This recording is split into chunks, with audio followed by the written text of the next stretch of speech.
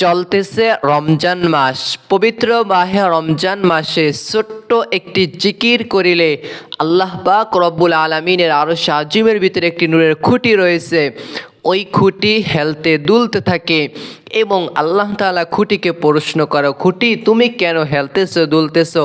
তখন খুঁটি বলে, আল্লাহ, আপনার অমুক বান্দা এই জিকিরটা করেছে, আপনি যতক্ষণ পর্যন্ত তাকে মাফ না করে দিবেন, যতক্ষণ পর্যন্ত তাকে ক্ষমা না করে দিবেন, যতক্ষণ পর্যন্ত তার মনে নেক আশা বাসনাকে আপনি কবুল না করে নেবেন, ততক্ষণ পর্যন্ত আমি নূরের খুঁটি হেলতে দুলতে থাকবো। সুবহানাল্লাহ।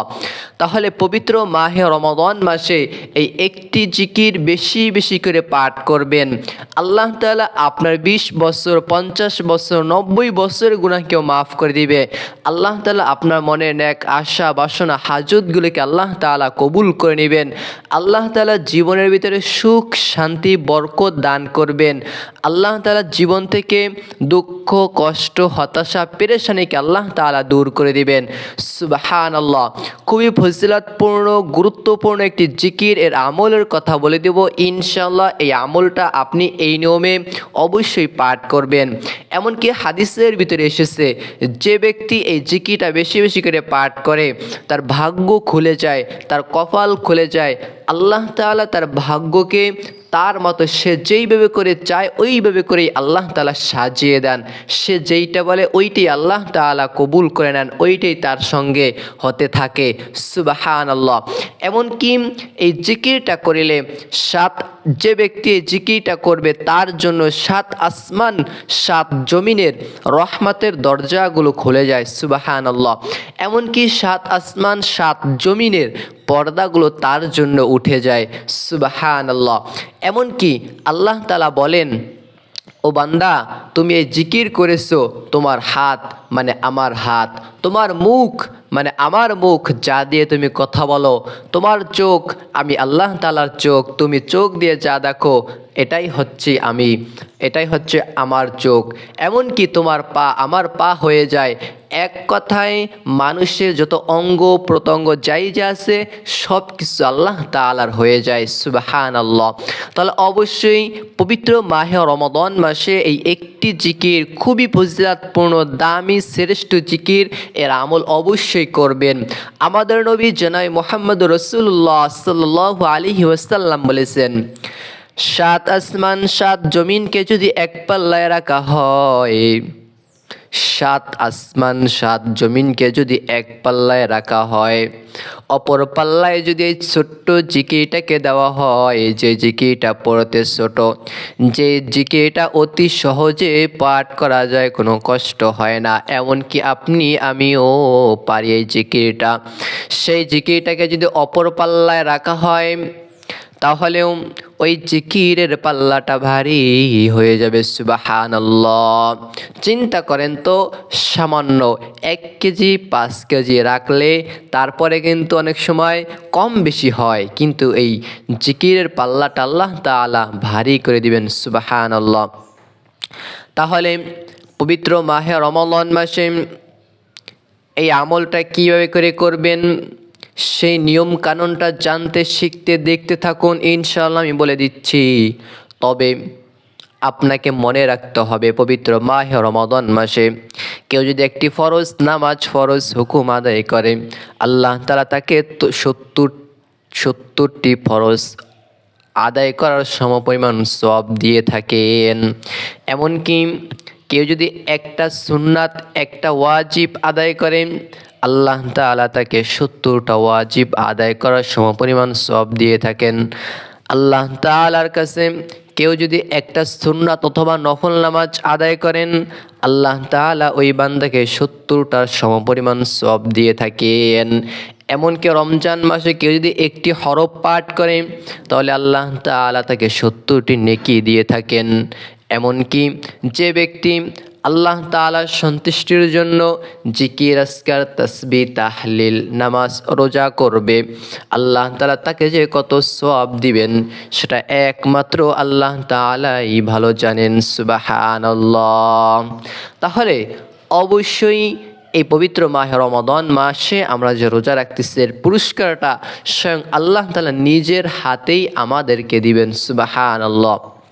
তাহলে এইবারে আসুন সেই ছোট্ট জিকির, দামি এবং শ্রেষ্ঠ জিকির এর আমলটা আপনি কীভাবে করে করবেন।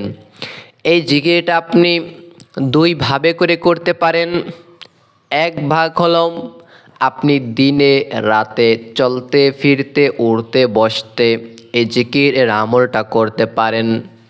তবে আমি বলবো, যাদের মনের আশা কবুল হয় না, যাদের ইচ্ছাগুলো কবুল হয় না, এমনকি যারা অসহায় হয়ে আছেন, বিপদগ্রস্ত হয়ে আছেন, আপনারা দ্বিতীয় নিয়মে আমলটা করবেন। আর সেই দ্বিতীয় নিয়মটা হলো আপনি ভোর রাতে 2 রাকাত তাহাজ্জুদ নামাজ আদায় করার পরে এই ছোট্ট জিকির এর আমলটা করে ইনশাআল্লাহ আমি শিখিয়ে দিব। এই নিয়মে যদি আপনি আল্লাহ তাআলার কাছে দোয়া করতে পারেন, চাইতে পারেন, আমার আল্লাহ পাক রব্বুল আলামিনের কাছে যা চাইবেন আল্লাহ তাআলা আপনাকে তাই দান করে দিবেন। এমনকি আপনার গুনাহগুলোকেও আল্লাহ তাআলা মাফ করে দিবেন। সুবহানাল্লাহ। তাহলে 1 নাম্বার যেটা বলছিলাম, আপনি দিনে রাতে উঠতে বসতে চলতে ফিরতে এই জিকিরটা করতে পারবেন।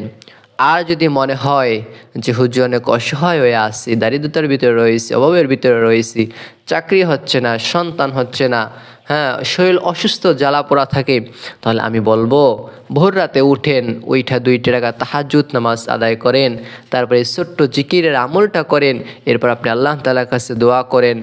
ইনশাআল্লাহ ইনশাআল্লাহ ইনশাআল্লাহ 3 বার বললাম, আল্লাহ তাআলা আপনার দোয়াকে কবুল করবেন। তাহলে আসুন কীভাবে আমলটা করবেন, নিয়ম কানুনটা আমি শিখিয়ে দিচ্ছি। এই আমলটা করার পূর্বে আপনি ভোর রাতে উঠবেন সাহরি খাওয়ার জন্য। ওই সময়টাতে আপনি অজু করে নেবেন। অজু করার পরে 2 রাকাত তাহাজ্জুদ নামাজ আদায় করবেন। আপনি জায়নামাজে দাঁড়িয়ে যাবেন, পাঠ করবেন ইন্নী ওয়াজ্জাহতু ওয়াজহিয়া লিল্লাযী ফাতারাস সামাওয়াতি ওয়াল আরদা হানিফা ওয়া মা আনা মিনাল মুশরিকিন। জায়নামাজে দোয়াটা পাঠ করবেন। এরপর আপনি নিয়াত করবেন, আমি কিবলামুখী হয়ে আল্লাহ তাআলার সন্তুষ্টির জন্য 2 রাকাত তাহাজ্জুদ নামাজ আদায় করতেছি। আল্লাহু আকবার। আপনার নিয়াত হয়ে গেল। হ্যাঁ, আর আরবিতে নিয়াত করা ততটা প্রয়োজন নয়, আপনি বাংলাতে নিয়াত করেন, এটা সবথেকে উত্তম হয়।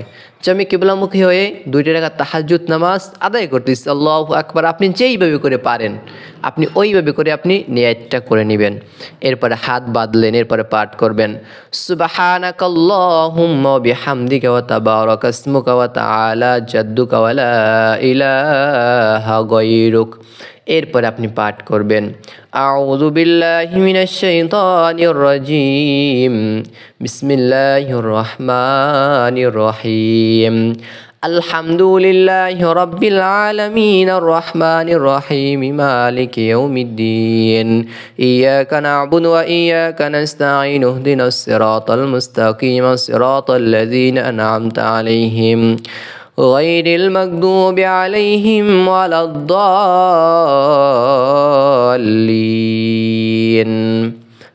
আমিন। এরপর একটা সূরা মিলিয়ে নিব।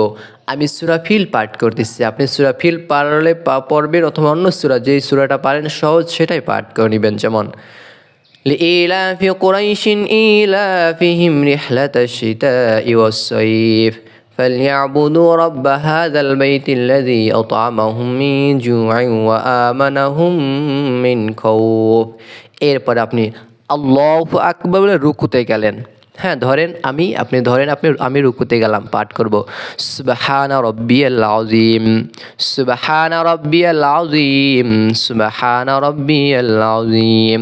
এরপরে সামিআল্লাহু লিমান হামিদা বলে সোজা হয়ে দাঁড়িয়ে যাব, পাঠ করব রব্বানা লাকাল হামদ হামদান কাসীরান তাইয়িবান মুবারাকান ফি।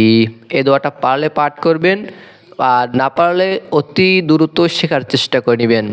এই দোয়াটা যে ব্যক্তি পাঠ করবে আল্লাহ তাআলার ফেরেশতারা তার আমলনামায়, ওই বান্দার আমলনামায় নেকি লেখার জন্য পাল্লা দিতে থাকবেন। সুবহানাল্লাহ।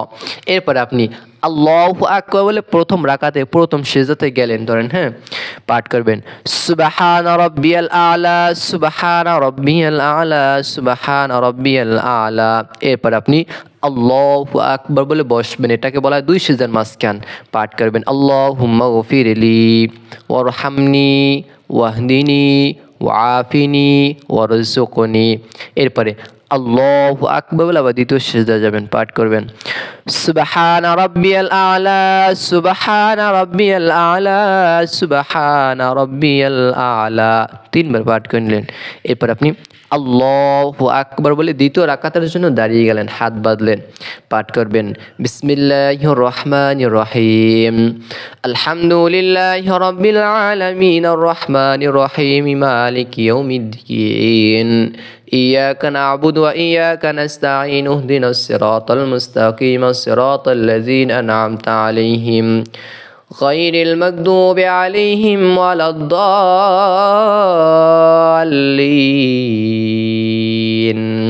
মনে মনে পাঠ করবেন আমিন। এরপর একটা সূরা মিলিয়ে নিও, আমি সূরা কুরাইশ মিলিয়ে নিচ্ছে। আপনি সূরা কুরাইশ পারলে কুরাইশ পড়বেন, অন্যথায় সূরা ইখলাস পাঠ করতে পারেন, অন্যথায় যে কোনো একটা সূরা চাইলে আপনি পাঠ করতে পারেন। যেমন বিসমিল্লাহির রহমানির রহিম লিইলাফি কুরাইশিন ইলাফিহিম রিহলাতাশ শিতাই ওয়াস সাইফ ফালইয়াবুদু রাব্ব হাযাল বাইতিল্লাযী আত'আমাহুম মিন জু'ইন ওয়া আমানাহুম মিন খাউফ। এরপর আপনি আল্লাহু আকবার বলে রুকুতে গেলেন, পাঠ করবেন সুবহানা রাব্বিয়াল আযীম, সুবহানা রাব্বিয়াল আযীম, সুবহানা রাব্বিয়াল আযীম। এরপরে সামিআ আল্লাহু লিমান হামিদা বলে সোজা দাঁড়িয়ে যাবেন, পাঠ করবেন রব্বানা লাকাল হামদ। এরপর হামদান কাসীরান তাইয়্যিবান মুবারাকান ফি। এরপরে আল্লাহু আকবার বলে আবার দ্বিতীয় রাকাতে প্রথম সিজদায় গেলেন, পাঠ করবেন সুবহানা রাব্বিয়াল আলা, সুবহানা রাব্বিয়াল আলা, সুবহানা রাব্বিয়াল আলা। এরপরে আল্লাহু আকবার বলে বসলেন, পাঠ করবেন আল্লাহুম্মা গফিরলি ওয়ারহামনি ওয়াহদিনি ওয়াআফিনি ওয়ারযুকনি। দ্বিতীয় সিজদা আল্লাহু আকবার, পাঠ করবেন সুবহানা রাব্বিয়াল আলা, সুবহানা রাব্বিয়াল আলা, সুবহানা রাব্বিয়াল আলা। তিনবার পাঠ করার পরে আল্লাহু আকবার বলে বৈঠকে বসবেন। ধরেন আমি বৈঠকে বসলাম, এরপরে পাঠ করবেন আত্তাহিয়াতু লিল্লাহি ওয়াসসালাওয়াতু ওয়াত-তাইয়্যিবাতু আসসালামু আলাইকা আইয়ুহান নাবিয়্যু ওয়া রাহমাতুল্লাহি ওয়া বারাকাতুহু আসসালামু আলাইনা ওয়া আলা ইবাদিল্লাহিস সালিহিন আশহাদু আল্লা ইলাহা ইল্লাল্লাহ ওয়া আশহাদু আন্না মুহাম্মাদান আবদুহু ওয়া রাসূলুহু। এরপরে দুরূদ ইব্রাহিম পাঠ করবেন আল্লাহুম্মা সাল্লি আলা মুহাম্মাদি ওয়া আলা আলি মুহাম্মাদ কামা সাল্লাইতা আলা ইব্রাহিম ওয়া আলা আলি ইব্রাহিম ইন্নাকা হামিদুম মাজিদ। আল্লাহুম্মা বারিক আলা মুহাম্মাদি ওয়া আলা আলি মুহাম্মাদ কামা বারাকতা আলা ইব্রাহিম ওয়া আলা আলি ইব্রাহিম ইন্নাকা হামিদুম মাজিদ।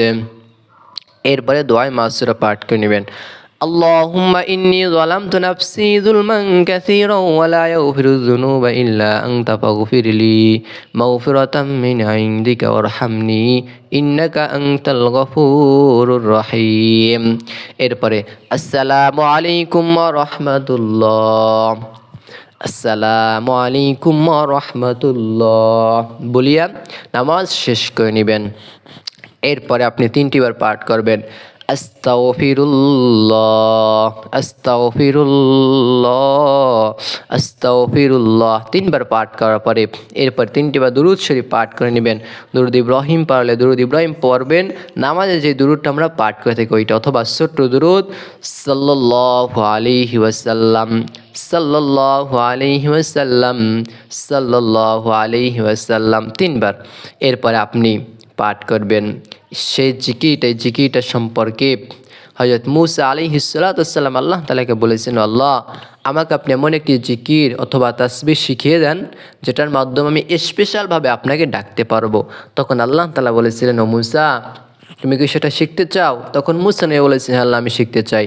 তখন আল্লাহ তাআলা বলছেন, মুসা তুমি পাঠ করো লা ইলাহা ইল্লাল্লাহ। এই লা ইলাহা ইল্লাল্লাহ এর অর্থ হলো আল্লাহ ছাড়া কোনো মাবুদ নাই। হযরত মুহাম্মদ সাল্লাল্লাহু আলাইহি ওয়াসাল্লাম আল্লাহ তাআলার বান্দা এবং রাসূল। এই সাক্ষ্য যদি কোনো হিন্দু দেয়, এই সাক্ষ্য যদি কোনো খ্রিস্টান, বৌদ্ধ, ইহুদি, নাসারারাও দেয়, তার জীবনের সমস্ত গুনাহগুলো মাফ হয়ে যায়। শুধু মাফ হয় না, গুনাহগুলোকে আল্লাহ তাআলা নেকি দ্বারা পরিবর্তন করিয়ে দেন। সুবহানাল্লাহ। ওই লোক এই কালিমা পাঠ করার পরে ওই লোক যদি মারা যায়, সে বিনা হিসাবে কোনো হিসাব ছাড়াই সে জান্নাতে চলে যাবে। সুবহানাল্লাহ। আর সেই জিকিরটা হলো এই জিকিরটা, লা ইলাহা ইল্লাল্লাহ। মুখে বলতে হালকা, কিন্তু জিকির অনেক দামি, জিকির অনেক শ্রেষ্ঠ জিকির। এই জিকিরের সমপরিমাণ কোনো জিকির হতে পারে না। তাহলে জিকিরটা আপনি 100 বার করার চেষ্টা করবেন। লা ইলাহা ইল্লাল্লাহ, লা ইলাহা ইল্লাল্লাহ, লা ইলাহা ইল্লাল্লাহ। শেষে গিয়ে পাঠ করবেন লা ইলাহা ইল্লাল্লাহু মুহাম্মাদুর রাসূলুল্লাহ সাল্লাল্লাহু আলাইহি ওয়াসাল্লাম। শেষে গিয়ে দুরূদ শরীফ পাঠ করবেন সাল্লাল্লাহু আলাইহি ওয়াসাল্লাম। এরপর আবার আপনি 3টে বার দুরূদ শরীফ পাঠ করবেন। আর বলতেছি এই জিকিরটা আপনি কতবার করবেন, আপনি চেষ্টা করবেন। দেখেন, মনের একটা তৃপ্তি আছে। আপনি যদি কারোর কাছে গিয়ে একটা জিনিস চান, ভাই বিশ্বাস করেন, আপনাকে যেতে হবে কষ্ট করে, তার কাছে বলতে হবে, তারপরেই তো সে হয়তো বের করে দিবে, নয়তো সে এনে দিবে, নয়তো সে একটা ব্যবস্থা করে দিবে, ঠিক না? আপনি আল্লাহ তাআলার কাছে তো আপনাকে চাইতে হবে, বলতে হবে। তাই আপনি জিকিরটা কতবার করবেন? 1 নাম্বার বলি আমি সবসময় যে আপনার মনে যতবার চায় আপনি ততবার করেন। অথবা যদি বেশি করতে চান 100 বার করেন, এর থেকেও বেশি করতে চান আপনি যতবার মনে চায় ততবার করেন, কোনো সমস্যা নেই। এবার আবার দুরূদ শরীফ পাঠ করবেন। এরপরে আপনি আল্লাহ তাআলার কাছে দোয়া করবেন। তার আগে বলে নেই, এই জিকিরটা আপনি একান্তভাবে বিপদ আপদে পড়ে গেলে তাহাজ্জুদ নামাজ আদায় করার পরে জিকিরটা করে আল্লাহ তাআলার কাছে দোয়া করুন। অথবা এই জিকিরটা আপনি চলতে ফিরতে, উঠতে বসতে পবিত্র মাহে রমাদান মাসে বেশি বেশি করে পাঠ করুন। আপনার গুনাহ মাফ হবে, মনের আশা পূরণ হবে, অভাব অনটন দুঃখ কষ্টকে আল্লাহ তাআলা দূর করে দিবেন। এরপর আপনি আর কি চান? যদি গুনাহ মাফ হয় আমি জান্নাতে যাব, যদি আমার মনের আশা পূরণ হয় দুনিয়াতে আমি যা চাইব তাই পাবো, অভাব অনটন যদি দূর হয়, খাবার দাবার, এরপরে চাকরির চিন্তা আমার করার কোনো প্রয়োজন হবে না। এরপরে আপনি 2টা হাত তুলে আল্লাহ তাআলার কাছে বলবেন যে, আরশের মালিক আল্লাহ, তোমার নাম গফফার, তোমার নাম সত্তার, তোমার নাম কহ্হার। মনটাকে নরম রেখে চোখ দিয়ে যেন পানি পড়ে যায় এমনভাবে করে আল্লাহ তাআলার কাছে বলবেন যে, আল্লাহ আমি অভাবের ভিতরে রয়েছি, ঋণগ্রস্ত হয়ে আছি। আপনি যেইভাবে করে পারেন আল্লাহ তাআলার কাছে একটিবার হলেও বলে দেখুন, ইনশাআল্লাহ আল্লাহ তাআলা আপনার দোয়া কবুল করবেন। মনে নেক আশা বাসনা চাহিদাগুলোকে আল্লাহ তাআলা কবুল করে নেবেন। বিশ্বাস রাখবেন, আল্লাহ তাআলা দিবেন। আমাদেরকে ভালোবাসবেন এবং আমাদের ভিডিওগুলো দেখে আপনি শিখবেন। আমাদের উপরে বিশ্বাস রাখার কোনো প্রয়োজন নেই, বিশ্বাস রাখবেন আল্লাহ তাআলার উপরে। আমাদের ভিডিও দেখে আমলগুলো আপনি শিখে নেবেন, এরপর আপনি আমলগুলো করবেন ইনশাআল্লাহ। ভালো থাকুন, সুস্থ থাকুন। আল্লাহ হাফেজ।